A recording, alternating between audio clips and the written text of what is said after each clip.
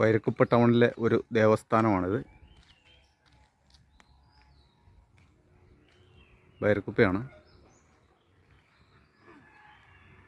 കർണാടകയിലാണ് ഇതിൻ്റെ ലിഖിതങ്ങൾ രേഖപ്പെടുത്തിയിട്ടുള്ളത്. അതുകൊണ്ട് കർണാടകം വായിക്കാൻ അറിയില്ലാത്തതുകൊണ്ട് കൃത്യമായിട്ട് മനസ്സിലാകുന്നില്ല ശിവക്ഷേത്രമാണെന്നാണ് ഉദ്ദേശിക്കുന്നത്. ഈ ക്ഷേത്രത്തിന് സമീപത്തായിട്ട്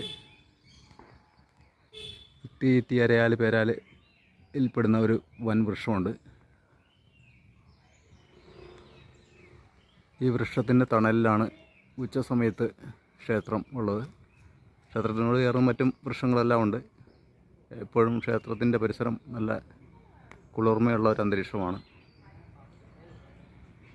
റോഡിനോട് ചേർന്നിട്ടാണ് തന്നെയാണ് ക്ഷേത്രമുള്ളത്. അരയാലുണ്ട്.